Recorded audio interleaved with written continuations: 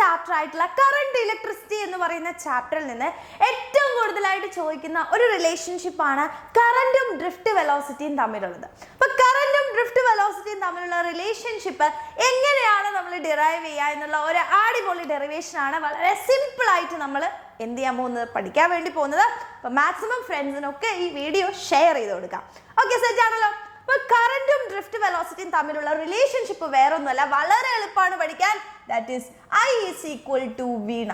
Okay, I is equal to വീണ എന്നാണ് നമ്മളുടെ equation. ഇതിനെയാണ് നമ്മൾ എന്ത് ചെയ്യേണ്ടത്, പ്രൂവ് ചെയ്ത് കൊടുക്കേണ്ടത് എന്നാണ് നമ്മൾ മനസ്സിലാക്കേണ്ടത്. സെറ്റ് ആണോ?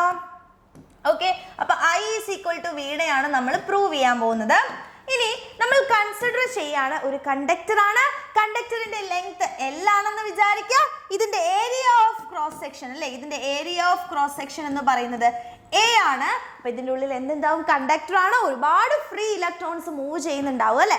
സെറ്റ് ആണല്ലോ. അപ്പൊ ഇതിനുള്ളിൽ ഒരു ടോട്ടൽ ആയിട്ടുള്ള number of electrons capital N ആണെന്ന് നമ്മൾ കൺസിഡർ ചെയ്യുന്നു. ഓക്കെ, അപ്പൊ total number of electrons, total number of electrons ആണ് നമ്മുടെ ക്യാപിറ്റൽ N എന്ന് പറയുന്നത്.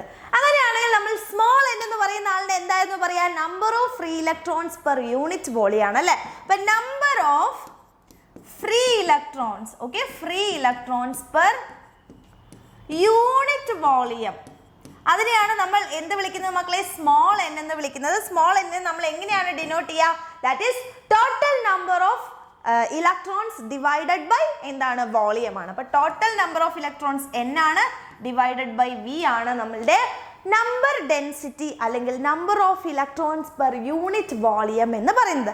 സെറ്റ് ആണോ?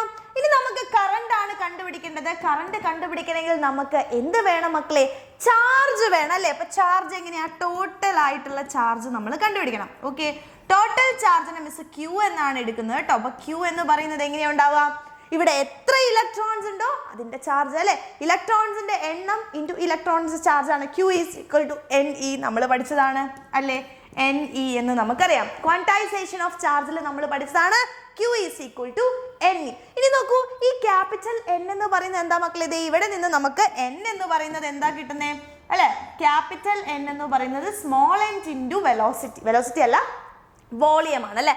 അപ്പം നമ്പർ ഓഫ് ഇലക്ട്രോൺസ് അല്ലെ, നമ്പർ ഓഫ് ഇലക്ട്രോൺസ് എന്ന് പറയുന്നത് സ്മോൾ n ഇൻറ്റു V ആണ്. അത് മിസ് ഇവിടെ സബ്സ്റ്റിറ്റ്യൂട്ട് ചെയ്യാണ്.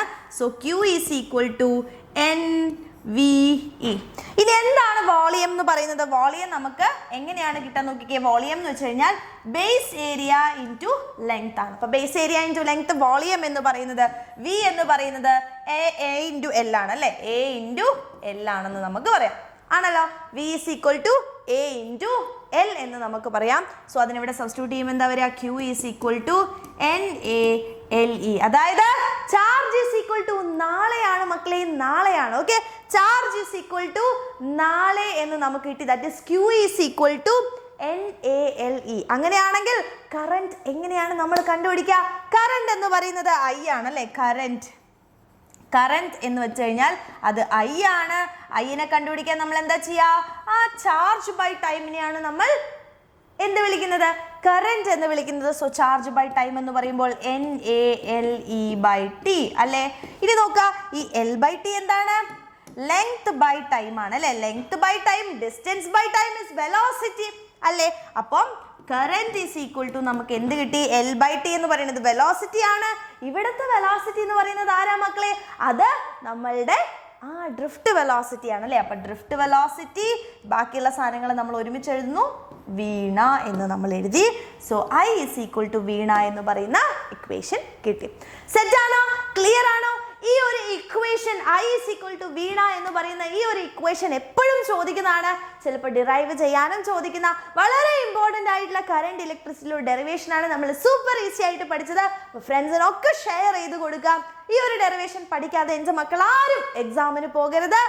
3 മാർക്ക് വരെ ചോദിക്കാൻ സാധ്യതയുള്ള ക്വസ്റ്റ്യൻ ആണ്. 2 അല്ലെങ്കിൽ 3 മാർക്കിനായിരിക്കും ഈ ഒരു ഡെറിവേഷൻ വരിക. അപ്പൊ എല്ലാവരും അടിപൊളിയായിട്ട് പഠിക്കാം. സൂപ്പർ ഈസി ആയിട്ട് ഫീൽ എങ്കിൽ താഴെ വന്ന് കമന്റ് ചെയ്യാം.